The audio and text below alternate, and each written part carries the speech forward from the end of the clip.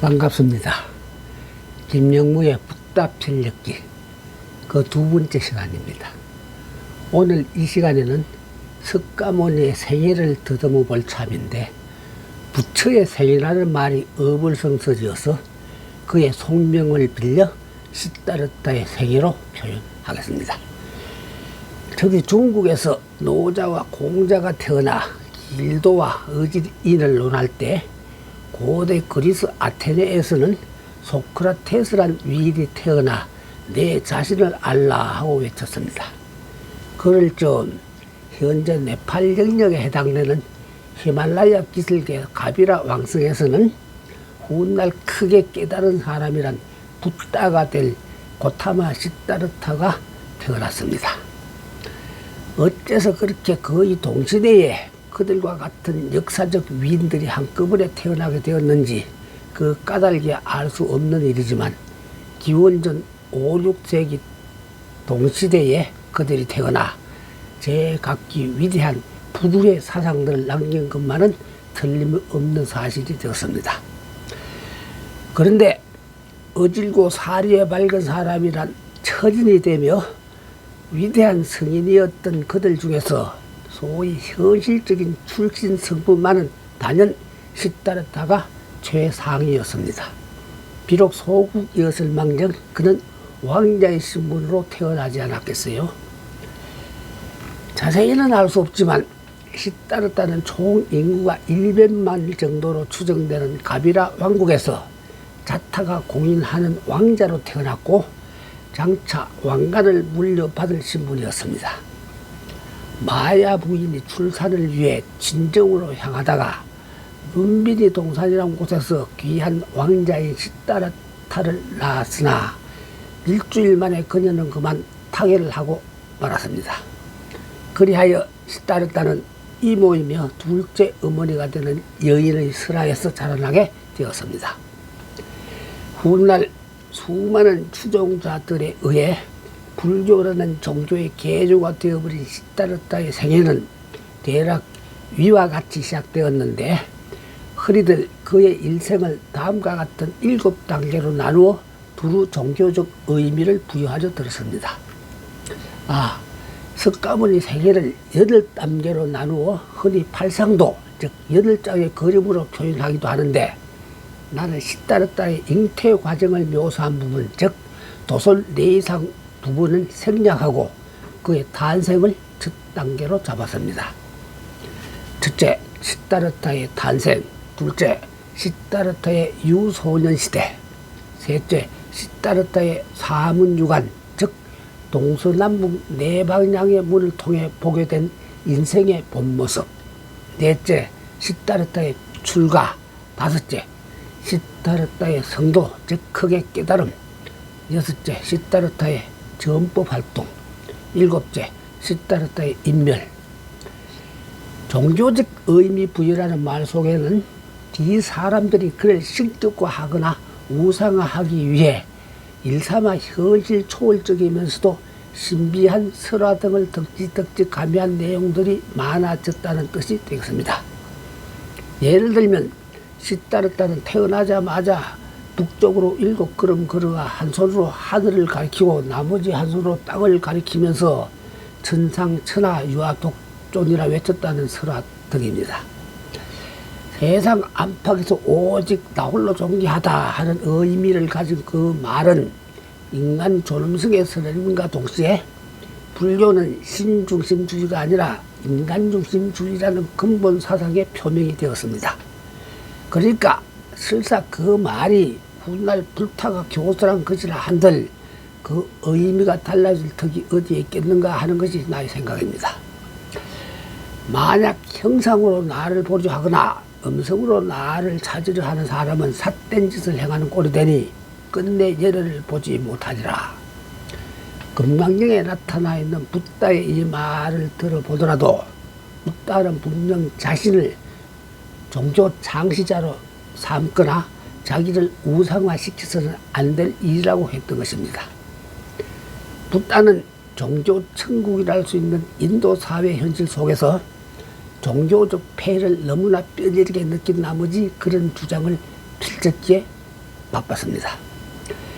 열애라는 말은 붓다가 자기 자신을 지칭할 때 흔히 사용하는 용어였습니다. 첫째, 시다르타의 탄생설. 그는 대략 기원전 560년경 4월 8일에 현재 네팔의 테라이 지역에 해당되는 루민디에서 태어났습니다. 공기가 맑은 날 아침이면 세상에서 가장 높은 산인 히말라야 봉우리가 멀리 바라다 보이는 고장이었는데, 일설에 의하자면 그곳 사람들은 정통적인 힌두신을 믿지 않고 별다른 마을신을 모셨다고도 했습니다. 둘째, 시다르타의 유소년 시절. 그는 생후 7일 만에 생모를 잃고 이모이면서 둘째 엄마가 되는 바자파티 부인의 알뜰한 보살핌 속에서 자라나게 되었습니다. 그가 7살이 되면서 신분상의 성녀인 바라문이며 석학이었던 발타라니를 스승으로 삼아 학문을 배우기 시작했습니다. 물론 그 밖에도 그는 많은 스승들로부터 무예, 산수, 승마 등을 익혔는데 그의 지력과 체력은 놀랍도록 뛰어났다고 했습니다. 셋째, 시다르타의 사문유관. 일찍이 어머니를 잃은 슬픔에 더하여 그 당시의 혼란한 시대상 등은 시다르타로 하여금 깊은 사색에 잠기도록 만들었습니다. 이를테면 그는 국문 밖에서 땀을 뻘뻘 흘리며 밭갈이 하는 농부들의 모습을 지켜보면서 처절한 인간 고통의 실상을 뼈저리게 느끼기도 하고, 죽은 자의 모습에서는 인생살이의 무상함을 깨닫기도 했습니다. 혹은 사방으로 통하는 성문 밖에서 시다르타는 더듬는 인생의 짧은 생애는 태어나고 늙어가고 병들고 죽어가는 4단계로 마감됨을 직접 눈으로 지켜보았는데, 그러한 일이 곧 사문유관으로 표현되었습니다. 그 당시 시다르타의 심정이 원시 경전에 속하는 아함경에 다음과 같이 기록되어 있습니다. 스스로 늙고 병들고 죽고 근심하는 더러운 존재이지만 이들 4가지 항목 중에서 괴로움의 고통이 있음을 알기 때문에 나는 늙지 않고 병들지 않고 죽지 않고 근심이 없으며 더러움도 없는 안식처인 니르바나, 즉 일반을 구하리라. 넷째, 출가. 언젠가 나는 단막히고 출가를 집필하면서 붓다의 가장 위대한 결단을 그의 출가 정신에서 찾아보려 한 적이 있었습니다. 그 작품은 불교 사상이라는 잡지에 실리기도 했습니다. 이를테면 시다르타는 스스로 왕가를 버렸습니다. 그리고 부왕인 수토다라와 아름다운 아내 야소다라와 아들 라훌라와의 인연까지 뒤로 했을 뿐만 아니라 왕국의 모든 재물과 수많은 미녀들과 궁중음악 등을 통해 얻을 수 있는 모든 향락들도 깨끗이 포기했습니다. 젊은 시다르타가 스스로 포기한 그 권력과 명예, 부와 쾌락 등이야말로 세속인들이 늘 사생을 결단하며 갈망하는 것들이 아닐 수 없었습니다. 진리 탐구에 대한 그의 열망이 그토록 엄청난 결단과 용기를 불러일으켰던 것입니다. 독일에서 태어나 미국으로 망명하여 1952년에 멕시코 국립대학 교수로 취임했던 정신분석학자이며 사회학자였던 에리 프롬은 이른바 인간주의적 정신분석학자로 평가받았는데, 소유냐 존재냐 to have or to be 하는 저서도 펴낸 적이 있었습니다. 그 책을 통해서 그는 인간의 생존 형태를 소유 양식적 삶과 존재 양식적 삶으로 크게 양분하려 들었습니다. 그런 다음 그는 끊임없는 탐욕의 포로가 되어 있는 소유 양식적 삶의 비극성을 해부하고자 했습니다. 결국 그는 현대인 대다수가 속해 있는 소유 양식적 삶의 방식을 발버둥 침을 칠수록 점점 더 깊은 심연으로 빠져드는 수렁 속의 삶으로 비유하러 들었습니다. 그와 동시에 시다르타의 출가 정신이야말로 균등한 인간적 생존 과정에 속하는 존재 양식적 삶의 기점으로 볼 수 있다는 논리를 제시하기도 했었습니다. 29살 나이로 밤중에 신복 찬탁함한 대동하고 몰래 동쪽으로 말을 타고 달린 시다르타는 이튿날 바로 머리를 깎고 오직 해탈만을 추구하는 수행자인 사문이 되었습니다. 그 후 6년간 그는 바라문 고행자의 가르침을 받으며 생사의 속박에서 풀려나기만을 간절히 추구하기에 이르렀습니다. 그 역시 때로는 단식 수행도 하고 때로는 정신 통일을 위해 허리를 땅에 붙이지도 않았으며 될 가부좌를 계속하기도 했고 가시덤불로 침대를 삼기도 했으며 때로는 한 토리 쌀로 하루의 식량을 삼아보기도 해보았습니다. 이를테면 그는 전통적인 수행자와 같이 밥을 빌어먹기도 하면서 나무 아래나 땅바닥이나 바위 위에서 좌선을 하는 식의 두타행, 즉 고행을 계속했습니다. 그러한 과정 중에 부왕 수도다나가 심부름꾼을 보내 궁성으로 되돌아오기를 종용하는 애절한 바람을 접하기도 했지만 시다르타는 끝내 자신의 명상 수행을 풀지 않았습니다. 출구모를 미로 속에서 그는 스스로를 학대하는 고해에만 줄곧 매달려 있었던 겁니다. 다섯째, 성도.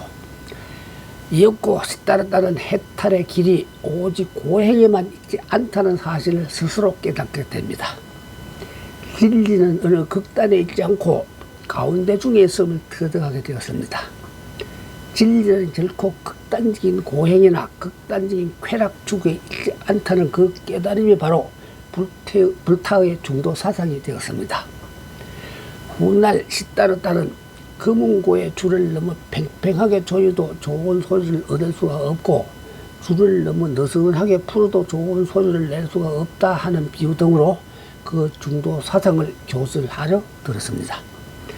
실제로 그 당시 인도에는 두 가지의 극단적인 사상이 대치하고 있었는데 한쪽에서는 고정불변에 자아할 수 있는 아트만의 존재를 굳게 믿고 윤회를 인정하면서 해탈을 위한 고행만을 일삼고자 했습니다.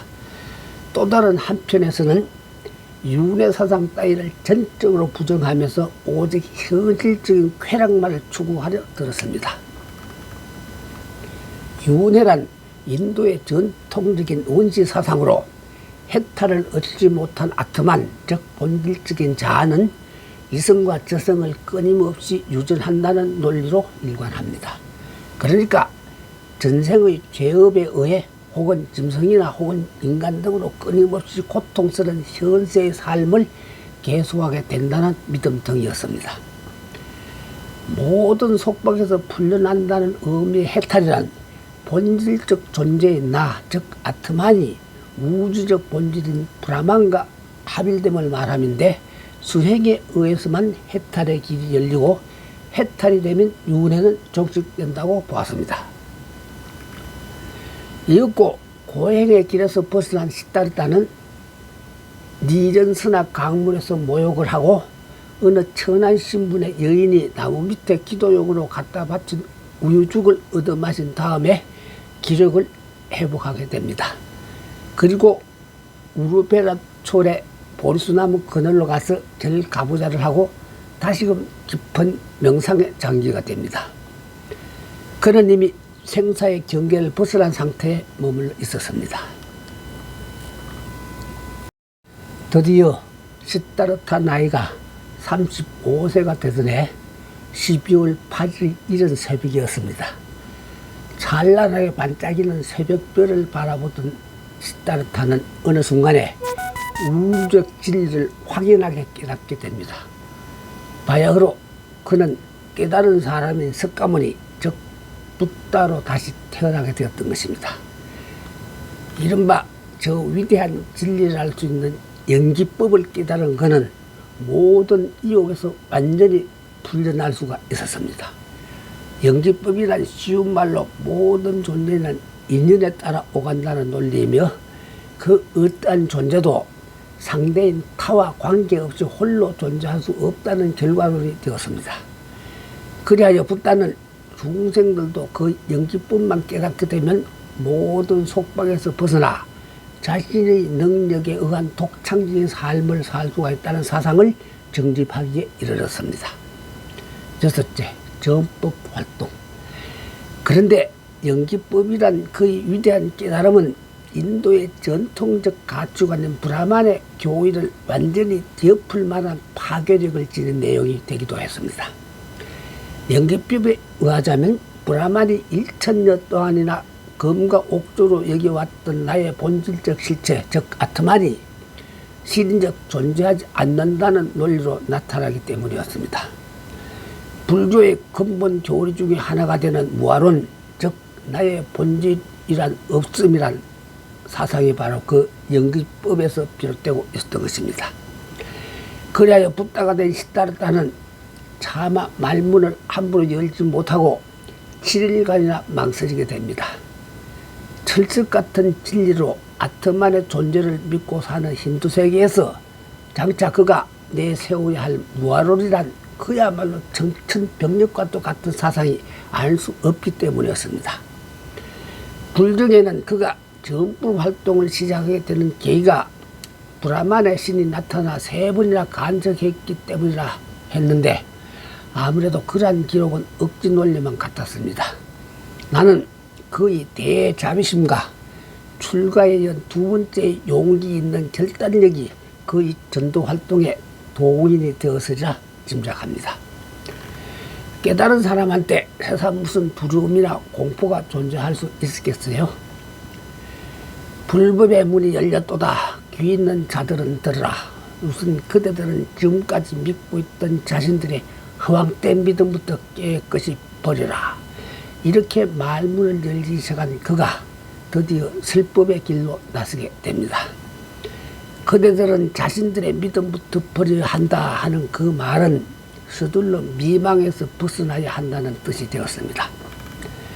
처음으로 5사람의 제자를 얻은 그는 사성제, 즉 4가지의 깨우침으로 고, 진, 멸, 도, 즉 고통의 원인이 집착 또는 가래이며 고통을 소멸시키는 원인 또는 수단이 바로 도라는 연기 관계를 일러주면서 그러한 진리로 향한 8가지 방향인 8정도부터 일러주기 시작했습니다. 그 후 붓다는 무려 49년간이나 한결같은 교수를 펼쳤습니다. 7째, 인멸.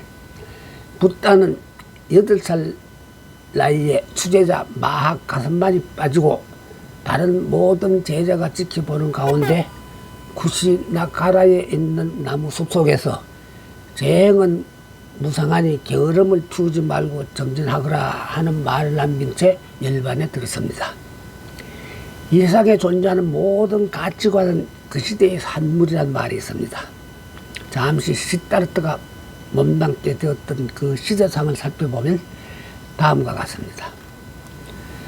시다르타가 성장할 때의 시대상도 명확하게 기록된 바는 없지만 여러 가지 정황으로 미루어보아 일단 혼란한 과도기 예민은 틀림이 없었습니다. 그 당시 인도는 1000여 년의 전통을 지닌 바라문교가 지배하고 있었는데 사람은 출신 성분에 따라 무조건 바라문, 크사트리아, 바이사, 수드라 등 4계급으로 나뉘어져 있었으며 최고위층에 속하는 족속이 곧 바라문이었고 그들은 성녀 계층이었습니다. 그들 바라문은 어려서는 부모 설라에서 자라고 커서는 스스로부터 우파니샤드 등의 성질을 배워야 하고 장년에 이르렀어야 아내를 얻고 말년에는 반드시 가정을 떠나 숲을 속에서 청정한 생활을 해야 한다며 사람의 생애를 4기로 나누는 생활 습속을 계율로 삼았습니다. 그리고 바라문과 함께 상류 계급에 속하는 크사트리아는 정치 군사상의 지도자 신분이었고 바이사와 수드라 신분은 하청 신분이었는데 바이사는 남에게 공물을 바치며 압박받는 사람으로 풀이되기도 하고 특히 수드라는 이른바 남의 종으로서 주인의 뜻대로 쫓겨나거나 죽임을 당할 수도 있는 신분으로 소위 불가촉 천민이 되었습니다. 그런데 시타르타가 태어난 곳은 위에서 말한 아리안족 중심의 정통 브라만계의 외곽이었다는 기록도 남아 있었습니다. 그리하여 그곳에서는 새로운 사상 운동을 전개하기가 타 지역보다 자유로웠다고도 합니다. 그렇다 하더라도 결코 바라문의 영향권을 벗어날 수가 없어 시타르타는 결국 그사트리아 계층에 속했습니다. 하여간 그 당시에 바라문은 엄격했던 전통절이 점차 형식화되어 버리는 과정에 속해 있었고, 다른 한편으로 극도의 부패와 타락의 양상만이 횡행하고 있었답니다. 그뿐만 아니라 경제생활 면에서도 겐지스강의 중류 지방에서는 신흥계급의 강력한 국가와 부호들이 나타났으니 자연 구계급인 바라문의 지도력이 쇠퇴할 수밖에 없었고, 대신 비정통의 구도자들이 새로운 세력을 확대하려 들었으며 이른바 16개 국가의 군웅할거가 시작되어 쟁탈 모략만을 일삼아 새로운 통일에 대한 열망이 고조되던 시기에 속했다고 했습니다. 시타르타는 전통 있는 석가, 즉 삭키아 종족이 이룩한 가비라 왕국의 태자이었으나 그 왕국은 인도 제1의 세력을 지닌 코사라국에 예속된 반독립국이었습니다. 따라서 가비라 왕국은 언제 어느 때 멸망당할지도 알 수가 없는 불안한 정사 속에 놓여 있었고, 한때는 코사라국으로부터 침공을 당한 적도 있었습니다. 시청해 주셔서 감사합니다. 다음 이 시간에는 붓다 사상의 요체를 한번 탐구해 보겠습니다.